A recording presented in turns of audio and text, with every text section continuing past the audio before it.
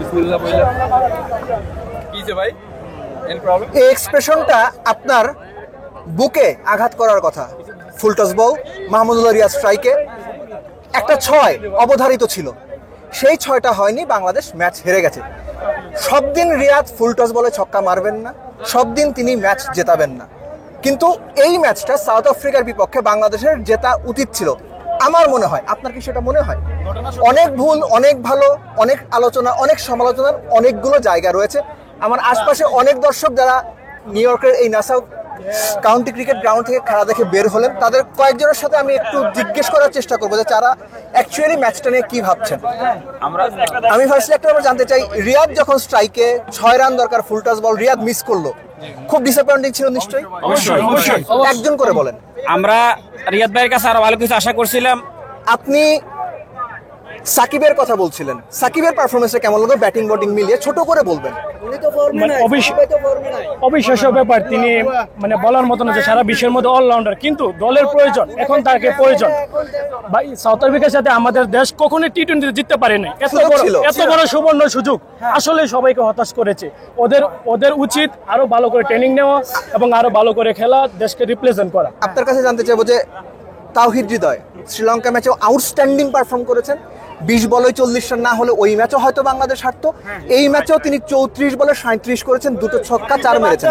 তার পারফরমেন্সটা কিভাবে দেখছেন আপনি? তার পারফরমেন্স নিঃসন্দেহে ভালো ছিল, কিন্তু আরেকটু ভালো করা উচিত ছিল।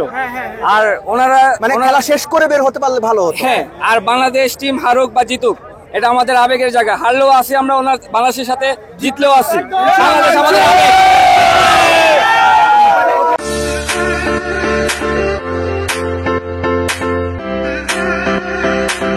তানজিম সাকিব শুরুতে যে 3 উইকেট নিয়ে দিলেন, তার বোলিং আপনার কেমন লেগেছে? আজকে তানজিম অসাধারণ বল করছে।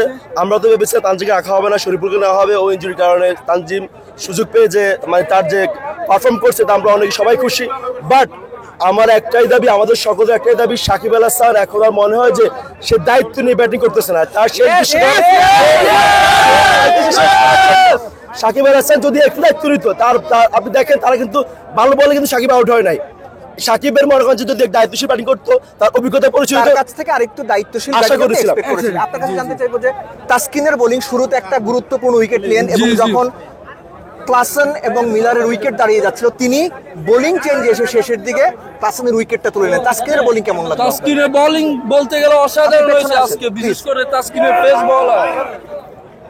তাসকিনের বল আজকে সবচেয়ে ভালো হয়েছে, মোটামুটি ওর পারফরমেন্স অনেক ভালো লাগছিল। লাস্টের বলে ওর থেকে আশা করছি একটা 6 আসবে, বাট ব্যাড লাক। ভাই একটা কথা বলতে চাই, স্বাভাবিকভাবে বলুন। সাকিবুল হাসানকে এই মুহূর্তে সিদ্ধান্ত নিতে হবে, শ্বশুর বাড়িতে বারবিকিউ পার্টিতে মগ্ন হবে।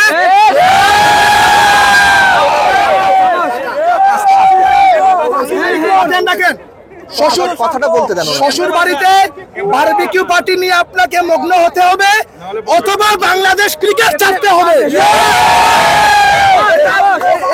এটা চরম সত্য। বাংলাদেশের প্রাণ সাকিবুল হাসান।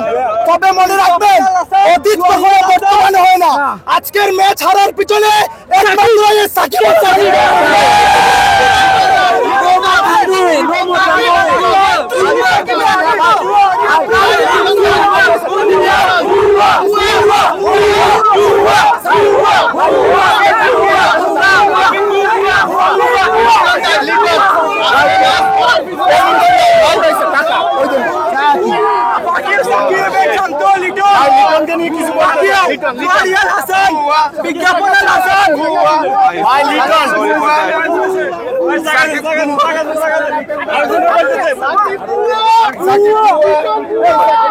মাইনা করলে খেলা থেকে বিচলিত।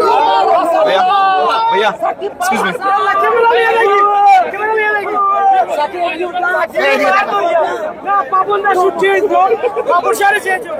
আপনাদের হয়েছে, তাহলে আমি একটু কথা বলি। একটাই প্রশ্ন জিজ্ঞেস করব, একটু দাঁড়ান। এখনো 2টো ম্যাচ বাকি আছে, সুপার এইটে যাওয়াটা ইম্পর্টেন্ট। আপনার কি মনে হয় যে 2টো ম্যাচ জিতে বাংলাদেশ নেদারল্যান্ডস এবং নেপালের সঙ্গে ওয়েস্ট ইন্ডিজ, আপনাদের জানারই কথা, সেটা জিতে বাংলাদেশ পরের পর্বে কোয়ালিফাই করতে পারবে? বিশ্বাসটা আছে? এই বিশ্বাস আছে ভাই, ইনশাআল্লাহ উই গোনা উইন, বিকজ আমাদের এত বড় এক্সপেকটেশন নিয়ে আসছি, আমরা সবাই আসছি এখানে একমাত্র বাংলাদেশে ক্রিকেট সাপোর্টার বলে। সো আশা করি সবাই ভালো খেলছে, সাকিব বলেন একটু ভালো খেলতে পারলে এটা ইজি হয়ে যেত আমাদের জন্য, বা 18 ওভারে যদি ভালো খেলতো ইজি হয়ে যায়। বাট ইনশাআল্লাহ আমরা জিতবো, এইভাবে খেললে আমরা সুপার এইটে যাবো। আমরা সুপার এইটে যাব। সব মিলে আমি জাস্ট একটা কথা জিজ্ঞেস করতে, এই যে বাংলাদেশ খুব অবভিয়াস একটা খারাপ সময় পার করে এই টুর্নামেন্টটা খেলতে এসেছে, যুক্তরাষ্ট্রের সঙ্গে আমরা সিরিজ হেরেছি, তারপরও শ্রীলঙ্কার সঙ্গে ফার্স্ট ম্যাচটা আমরা জিতলাম, এই ম্যাচটা অলমোস্ট জিততে জিততে হেরে গেলাম। সবকিছু মিলে পুরো দলের পারফরমেন্সটা কি এখনো পর্যন্ত আপনাদের সন্তুষ্ট করতে পেরেছে?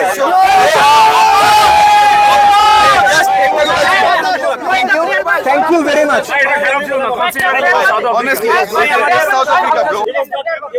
Thank you very much. South আফ্রিকার সঙ্গে বাংলাদেশ ম্যাচটা হেরে গেছে, কিন্তু যদি আপনি বাংলাদেশের রিসেন্ট টাইমের টি-20 পারফরমেন্স বিবেচনায় নিতে চান, তাহলে বিশ্বকাপের মূল পর্বে এসে বাংলাদেশের যে পারফরমেন্স সেটা ডেফিনেটলি অ্যাপ্রিশিয়েট করার মতো। সাউথ আফ্রিকার মতো দলকে বাংলাদেশ এতখানি প্রেসার দেবে, অলমোস্ট জিততে জিততে ম্যাচ হেরে যাবে 7 দিন আগেও বোধহয় এটা আমরা কেউ ভাবিনি। So Bangladesh team have done well, expect করব পরবর্তী যে দুটো ম্যাচ সেন্ট কিটস এন্ড নেভিসে, পরবর্তী যে দুটো ম্যাচ সেন্ট ভিনসেন্টে আছে, নেদারল্যান্ডস এবং নেপালের সঙ্গে বাংলাদেশ ম্যাচ কনভিন্সিংলি জিতবে। সেখানকার উইকেট ডেফিনেটলি এই নিউ ইয়র্কের উইকেটের যাতে বেটার উইকেট হবে। বাংলাদেশ ভালো খেলে জিতবে, এবং ভালো খেলে জেতার কথাটা এই জন্য বলছি, যখন আপনি ভালো খেলে পরবর্তী রাউন্ডে বা পরবর্তী সুপার এইটে যাবেন, আপনার মধ্যে কনফিডেন্সটা থাকবে। বিশ্বাস রাখতে চাই বাংলাদেশ সেই আত্মবিশ্বাস নিয়ে পরের পর্বে যাবে এবং পরবর্তীতে 3 ম্যাচ পাওয়া যাবে, সেখানে ভালো পারফর্ম করবে। আপনারা জানেন যে এই যে দর্শকদের রিয়াকশন, অ্যাকচুয়ালি অলরাউন্ডারের পর্দায় আপনারা দেখছেন from United States of America, presenting by Rise. আপনারা রাইজের নাম শুনেছেন, বাংলাদেশের একটা ব্র্যান্ড, ক্লদিং ব্র্যান্ড, একজন শুনেছেন। তো আপনারা যারা রাইজ ব্র্যান্ডের প্রোডাক্ট, রেগুলার প্রাইস প্রোডাক্ট কিনতে চান, তাদের যে ওয়েবসাইট আছে rice-brand.com, সেখান থেকে অর্ডার করতে পারেন, এবং অলরাউন্ডার এই প্রোমো কোডটা ইউজ করলে আপনি 20% ডিসকাউন্ট পাবেন। বাট এক্সপেক্ট করবো যে বাংলাদেশ কনভিন্সিংলি পরের 2 ম্যাচ সুপার 8 পর্বে যাবে।